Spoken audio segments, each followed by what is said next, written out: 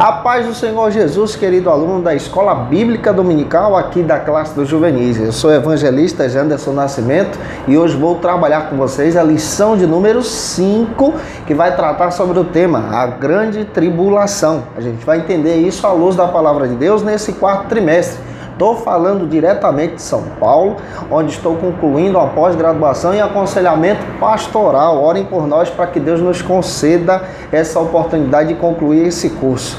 E é claro, pessoal, que eu quero convidar você para se inscrever no canal. Passe a ser um dos nossos alunos, eu vou ter o prazer de te receber por aqui. Aproveita também, deixa o likezinho, o seu joinha, porque com isso você ajuda muito a gente a compartilhar ainda mais a palavra de Deus. Aproveita também, gente boa, deixa aí também o seu comentário. Olha, eu fico muito feliz quando você deixa seu comentário aí pra gente, viu? Que Deus te abençoe em nome do Senhor Jesus. Hoje a gente chegou na lição de número 5 aqui da classe dos juvenis. Vamos tratar sobre esse tema que é muito importante na nossa visão, na visão interpretativa pentecostal. E eu acredito que Deus vai te abençoar poderosamente. Tem material aí no link na descrição. Então vamos que vamos? Vamos juntos estudar a palavra de Deus em nome do Senhor Jesus.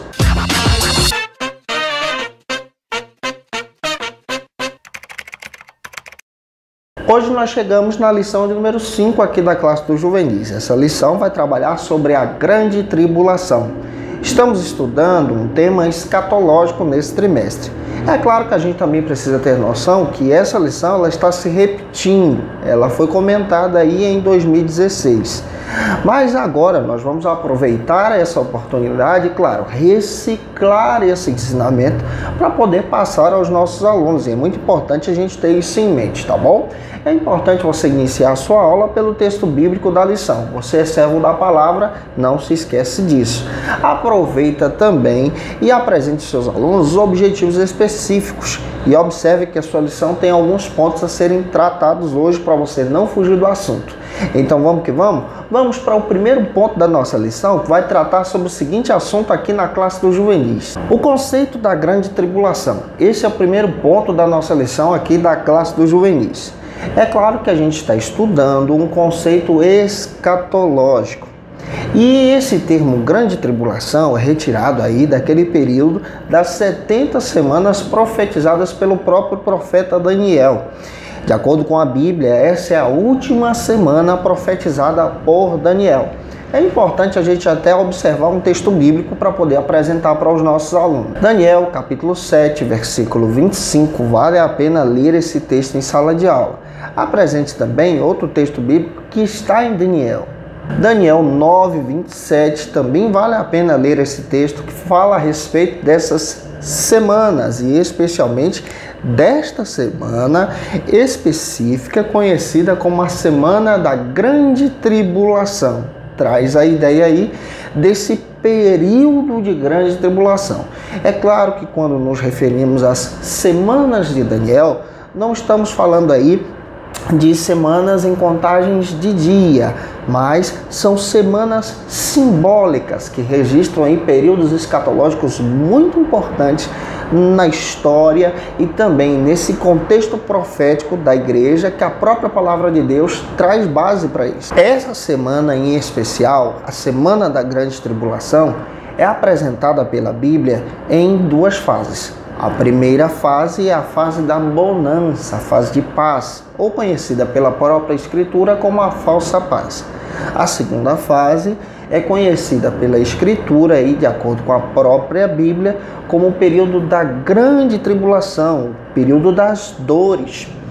Mas é importante também a gente entender outra coisinha bíblica aqui. Esse período da grande tribulação, como eu já falei para você, de acordo com a Bíblia, ele corresponde a 7 anos. Esses 7 anos serão divididos aí em 3 anos e meio de falsa paz e 3 anos e meio de grande tribulação. Essa primeira fase, a primeira fase da falsa paz, será marcada pelo reinado do anticristo e a aparição também do falso profeta. Esse anticristo vai trazer a organização, uma pré-organização, uma falsa paz nesse período aí inicial da tribulação. Já na segunda fase, nós encontramos na Bíblia relatos em que o anticristo vai se revelar exatamente como ele é: perverso, perseguindo aí o povo de Deus, especialmente quando eu me refiro ao povo de Deus, estou falando aos judeus, e também perseguindo especialmente todos aqueles que não aceitarem as suas ordens e os seus princípios. Essa segunda fase, de acordo com a interpretação que estamos trabalhando, descreve que ela será encerrada quando Israel for perseguida pelo anticristo e Israel se encontrar no Vale do Armagedon, conhecido também como Vale do Megido ou Vale do Megido, dependendo da interpretação aí. E é importante entendermos aqui que a própria palavra de Deus também traz base que nesse momento Cristo aparecerá e colocará os seus pés no Monte das Oliveiras, encerrando essa fase e então iniciando outra, em um período escatológico que nós conhecemos como o milênio. A partir desse momento, então, Cristo passa a reinar e governar, derrotando e prendendo aí o anticristo, o falso profeta e a besta. Porém, a gente precisa ter noção, enquanto aqui embaixo vai estar acontecendo, por exemplo, essa questão da grande tribulação, esse período de falsa paz e período de guerras, no céu vai estar acontecendo então a celebração das bodas do Cordeiro. A igreja vai estar celebrando com Cristo aquele momento. Lá no céu, nós vamos receber também os galardões que Deus nos prometeu desde a fundação do mundo, para aqueles que aceitaram a sua vontade. É claro que a gente precisa apresentar isso para os nossos alunos. E observar também, por exemplo, Apocalipse do capítulo 16 ao 18 com os nossos alunos para descrever exatamente o que vai acontecer. Por exemplo, esse período das guerras, esse período da grande tribulação. Russell Shedd, ele chega a trabalhar o livro de Apocalipse da seguinte maneira. Ele trabalha o livro de Apocalipse em 4 grandes divisões, ou 4 grandes visões que João tem. A primeira visão está do capítulo 1 ao 3, onde João ele demonstra em Apocalipse a visão de Cristo e a igreja. A segunda visão está do capítulo 4 até o capítulo 16, onde o próprio João tem a visão de Cristo sendo vencedor e vencendo o mundo, onde o anticristo é o governante. A terceira visão é a visão que Cristo é aquele que é demonstrado a João como um Cristo que vence as batalhas. Está do capítulo 17 até o capítulo 18. E a quarta visão que nós encontramos nas Escrituras está apresentada pela Palavra de Deus exatamente no capítulo 21 e 22, onde Cristo demonstra para João a eternidade. João vê a eternidade. Quando estudamos sobre a tribulação, entendemos que ela é um período escatológico apresentado na Bíblia. Sabendo disso, apresente para os seus alunos então a ação do tópico 1 e avance agora para o ponto de número 2 da sua lição, aqui da classe do Juvenis, que vai tratar sobre o seguinte assunto: a manifestação do anticristo. Esse é o segundo ponto da nossa lição.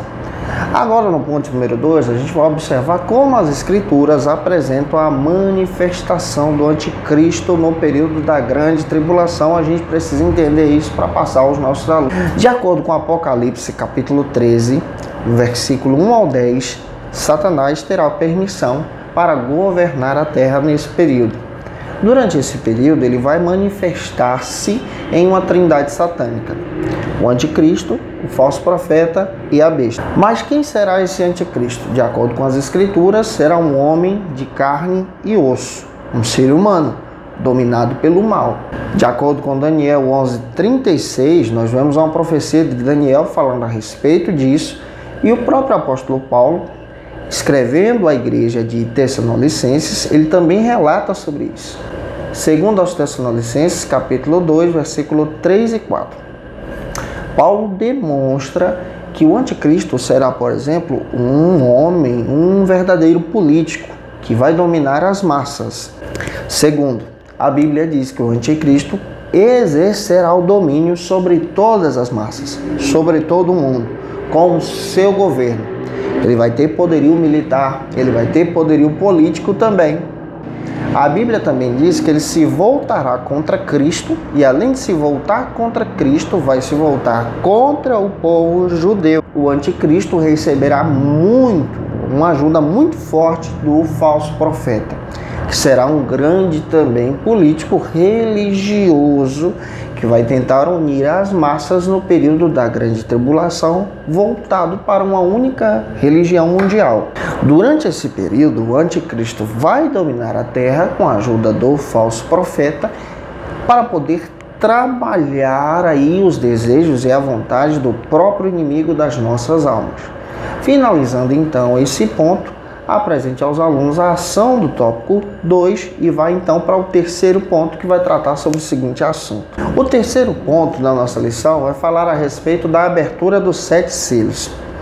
Essa abertura dos 7 selos vai acontecer exatamente no período da grande tribulação. A gente precisa entender um pouquinho a respeito disso para poder apresentar aos nossos alunos. De acordo com Apocalipse capítulo 5, versículos 5 ao 7, você vai perceber nas escrituras que os 7 selos serão despejados a respeito, descrevendo aí a ira de Deus no período da grande tribulação. De acordo com Apocalipse capítulo 6, versículo 1 e 2, o primeiro selo vai descrever uma falsa paz apresentada pelo anticristo. De acordo com Apocalipse capítulo 6, agora versículo 3 e 4, o segundo selo vai descrever uma grande guerra mundial que vai acontecer no período da grande tribulação. O terceiro selo, Apocalipse capítulo 6, versículo 5 agora, você vai perceber que vai acontecer também, de acordo com as escrituras, uma grande fome mundial.